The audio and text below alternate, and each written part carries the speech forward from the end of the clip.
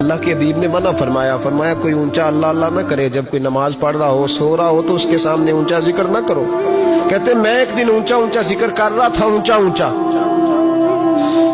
اونچا میں ذکر کر رہا تھا، کیونکہ عشق لگا سی کھیڈا کھیڈ دینوں تے مینوں کھیڈا بھول گئیاں، میں کجل پایا سی یار دے ویکھنے نوں، پھر او دی یاد وچ روندے آئی ڈل گئیاں، حیدر شاہ اس گلی کدے نہ رول دی، پر ہن تے رول گئیاں۔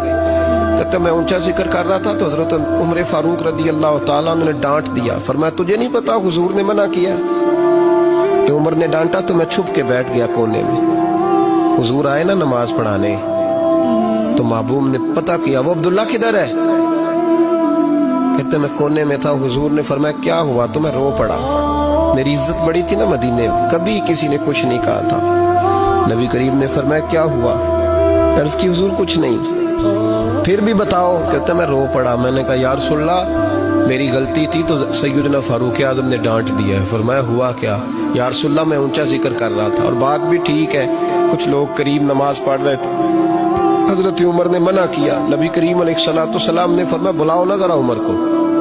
خود قانون حضور نے بنایا ہے کہ اونچا ذکر نہ کرے جب کوئی نماز پڑھ رہا، بلاؤ نا عمر کو۔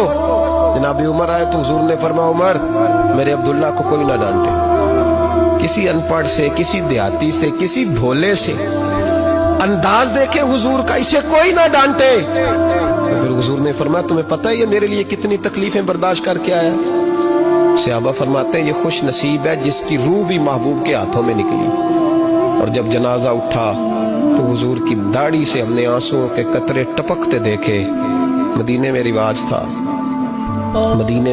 تھا کہ قبر میں قریبی عزیز اتارا کرتے تھے، پر ان کا تو مدینے میں رشتہ دار ہی کوئی نہیں تھا۔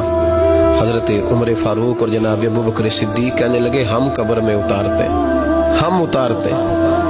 جب ان دونوں نے اٹھایا قبر میں گئے تو کہتے ہیں کمال دیکھو اللہ کے رسول ہم دونوں سے پہلے قبر میں اتر گئے، اور حضور نے یہ البدایہ والنہایہ میں موجود ہے، کب مجھے دو میں قبر میں اتارتا ہوں۔ کہتے ہیں حضور نے تنے تنہا پکڑا، تنے تنہا قبر میں اتارا، پسے مردن فرشتوں نے جو تلاشی لی تو کیا نکلا؟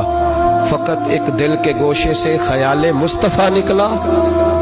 نبی کریم علیہ السلام نے قبر میں رکھا اور ساتھ فرمایا اے اللہ میں آج شام تک اس سے راضی تھا، تو بھی اپنے کرم سے اس سے راضی ہو جا۔